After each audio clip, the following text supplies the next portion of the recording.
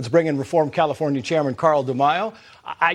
It's kind of, baffling when you read this thing. It's really so much for dissent. Carl, your thoughts? The sponsor of this bill is Assemblymember Corey Jackson.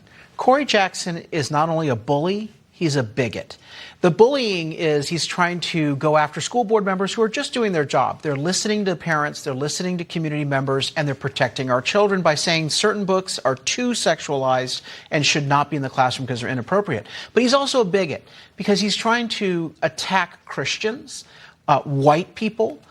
He even attacked one of his colleagues. Mm-hmm. State Assembly member Billy Asaley opposes Jackson's bill, and Jackson said that he's a white supremacist. Well, Bill Asaley is a Muslim Republican. Right. I mean, this guy literally is untethered from reality. He's a bully and a bigot. He has no place in public office. Bill has been on this show many times, by the way. Sacramento Sheriff is sharing license plate reader data with anti-abortion states. The Electronic Frontier Foundation says the following: sharing ALPR data, license plate data, with law enforcement in states that criminalize abortion undermines California's extensive efforts to protect reproductive health policy. And the sheriff says in return, law enforcement agencies commonly use information from license plate readers to investigate serious crimes such as homicide, child kidnappings, human traffickers, and drug traffickers across state borders. I mean, what do you make of this, Carl? You see the pattern here? This is the toolkit the left is using. When they can't argue against a policy on facts,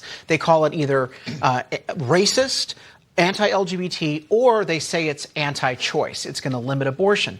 The fact that the sheriff is sharing this data is important to put people behind bars who have nothing to do with abortion, has everything to do with human trafficking and other very violent crimes that this sheriff is trying to address. Yeah, California Reparations Task Force calls the elimination of child support debt for black residents, quoting here, discriminatory laws have torn African-American families apart, and that one effect of this is the harms caused by the disproportionate amount of African-Americans who are burdened with child support debt. Thoughts? This is just crazy. So they're saying that people who don't pay their child support should be absolved of that responsibility, and that it's racist to require them to be supporting their children. What this is basically doing is it's giving the green light to these men to get up and walk out on their children and not support them. It's shameful. Again, it shows that there's no justification for these reparation proposals. And I have to point this out because California has spent $40 million putting 1,400 homeless in hotels.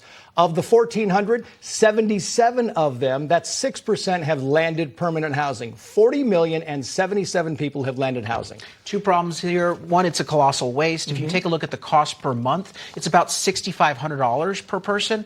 But secondly, this is putting a homeless shelter in neighborhoods where people have no knowledge that it's happening. And with the homeless shelter comes grime and crime. And even in San Diego, these motels were responsible for sex offenders assaulting young underage girls. Yeah. Carl, great to have you on as always. Yeah. Thanks for watching.